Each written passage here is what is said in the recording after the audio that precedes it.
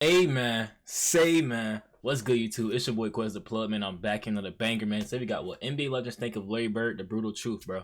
This should be a good another video about NBA legends just saying how good Larry Bird was, bro. What he's about, how great he was. After all the videos I watched, I already know, bro. Bro was one of the greatest, but hey, more knowledge, why not try to learn some more? But before we get into it, make sure y'all like, comment, subscribe. We're on the road to 4K subs. We at 3K, like 3.1K right now. We've been going up, going crazy. I appreciate y'all, man. Let's get into it.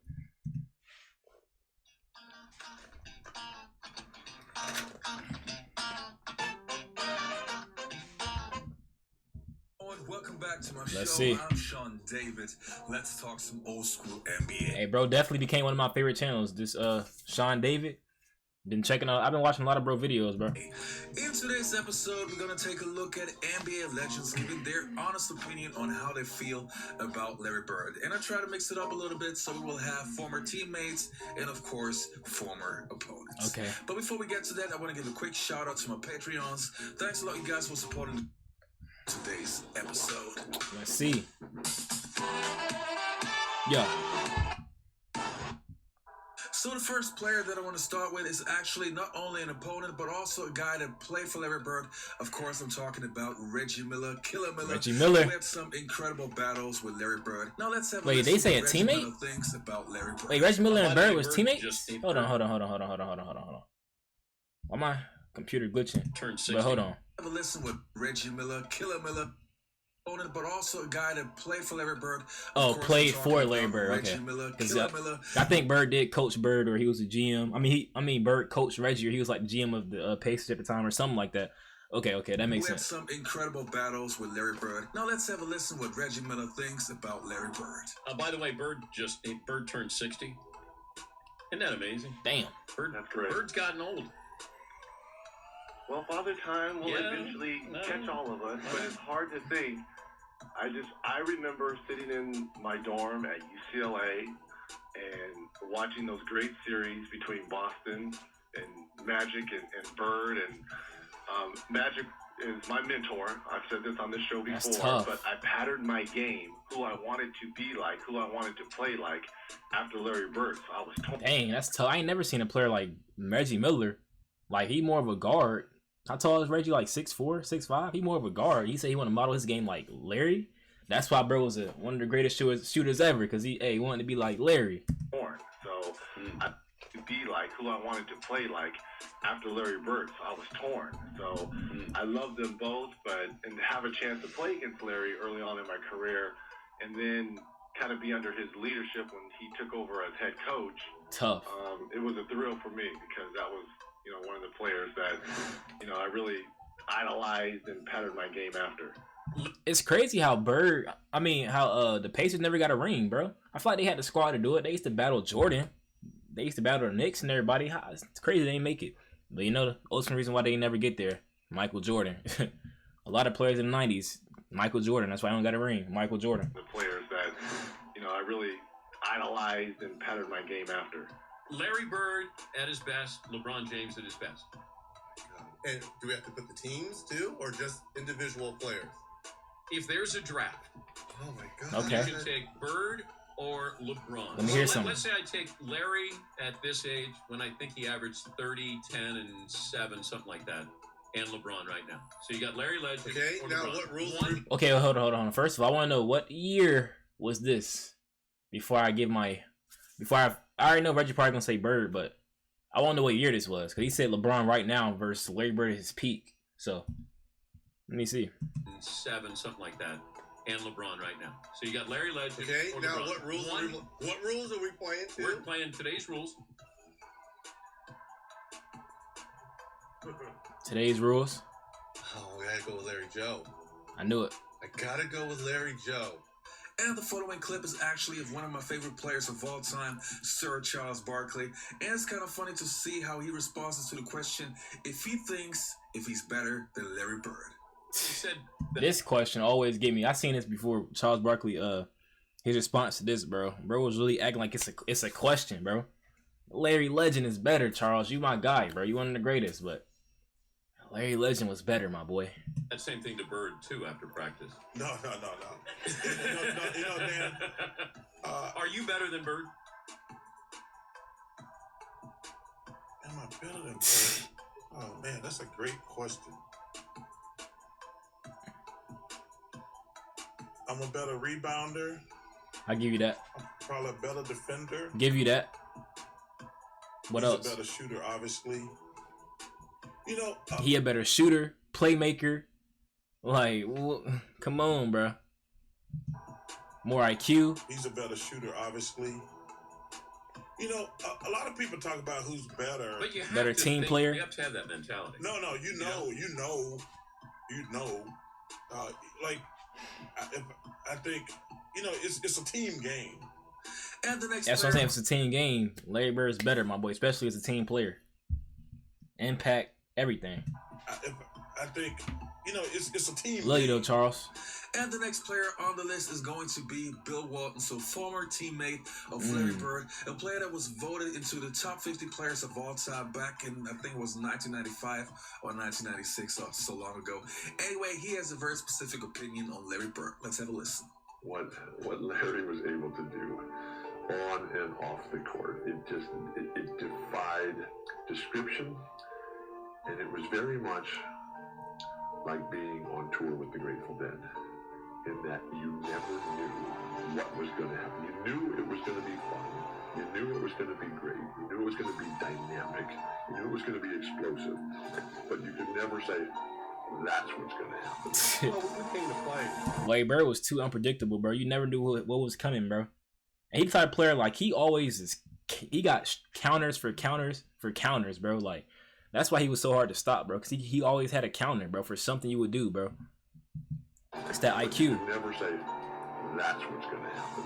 Well, we came to play. We came to win. It was a really good passing. Very unselfish. There just wasn't any doubt in my mind that we would win. Well, Steve, what about your thoughts on tonight's matchup? Another lineup change by the coach. The Blazers. Jerome Kersey.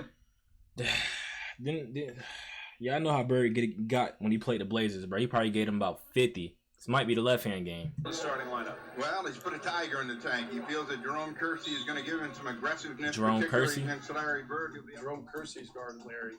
I think his first 8 or 10 points were left-handed. And at that point, McHale was still coming off the bench. And so Larry scores his 6th point on some kind of left-handed shot. Bird against Kersey. Left hand. And McHale goes, hey, Jerome, when do we start shooting right-handed? That's tough. For Bird, another 3-point try. Well, left-handed is one thing, but when the game got close, I had to go back to the right one. I think it went right down the wire, and we might have won by 1 point. You're right there. You got to keep them under control. They don't. Now the following clips are actually from my own show. I had Dennis. That's tough, bro. Bro said, wait till I use my right. Bro was really giving them buckets to the left. Even though I seen the comments is like, bro, Larry Bird, like his game, he always uses left hand. He always uses both hands, so.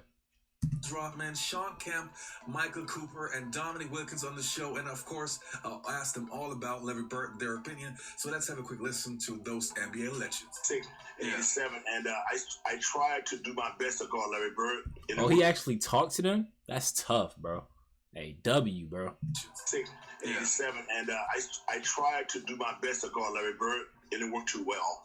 He kind of schooled me a little bit. He kind of schooled me the whole game. Every game we played, he said, Dennis, are you guarding me? Take that for you. All right, I take that, Larry. I take that. There's some jump shots. I said, Dennis, you like that? I said, you know what, man? The hell with you. I said, don't worry about it. Don't worry about it. But after a couple of years under my belt, I said, okay, great. I belong in this league, brother. I belong in this league, and all of a sudden now Larry Bird started to respect me. Then you can see at the last years we played in the Silverdome that you saw that brawl that when I blocked Larry Bird's shot, Bill Lambert came over and I fell backwards, and Bill Lambert came and gave Larry a chop, with a forearm. Then all of a sudden the melee, that's when the rivalry started really to happen right there. Yeah. All of a sudden I said, oh man, I'm in the league now. Yes. Man, Bill Lambert, bro. That boy was just worse than Draymond Green. Really to happen right there. Yeah. All of a sudden, I said, oh man, I'm in the league now. Yes, Coop, I'm fine too. Thanks for asking. Now, this video, I'm talking about your rivalry with Larry Bird and how intense it was. It was a battle. It was war. Yeah, Coop. Was it something personal for you? It wasn't just a personal thing. It became physical because I had an opportunity to do something about it. So when I jumped into that rivalry, Larry was the type of player, and I've guarded many great offensive scorers. Just to name a few, Michael Jordan when he was young, Dr. J, George Gervin, a kid named Andrew Toney. Those players, when they just throw the basketball, you can kind of take a rest on those guys. Larry was different than that. Larry could get rid of the basketball, but he was going to go get an offensive rebound. He was going to set a back pick for his teammate. He was going to do something, assist. He didn't always have to score. So you always had to pay attention to him. And, you know, he has said that I'm the toughest player he's had to ever guarded him. And I have to say Larry is the best because of those things I just mentioned, is that you always had to pay attention to him on the court. And bro, that's a valid point. That's like how players try to guard Steph Curry now, bro. But not to that extent, because, you know, Larry Bird 6'10", so he could do a little bit more. Setting the back screens, like he said, crashing for the offensive rebounds, bro. Just that off-ball movement, bro. I feel like that's probably the most underrated part of Bird game too, bro. Like, I love how he said that. It was like, there's between guarding scores like Jordan, Dr. J, who he said, George Gervin, and I think he said Andrew Toney. I gotta look into that. I don't know who he is, but yeah. He said, like, you can actually rest. You know, when they pass the ball, you can rest because they just going to sit there and wait to get the ball again. But, like, when you guarding Bird, he passing, he cutting, setting it down screen. He just doing something to impact his team, bro, at all times of the game, bro. No matter what point of the game it is, bro, he's doing something to impact the team. I love it, bro. Just mentioned is that you always had to pay attention to him on the court. And one of the best things, Sean, that I saw of Larry Bird that really gave me the ultimate respect is that we were playing them in the 84-85 series, and we just got into Boston, and there was a bus going by. And on the bus, they had this huge, long picture of Larry diving out of bounds. And the ball was just right at his fingertips. And the quote was, "I hate it when players watch the ball go out of bounds."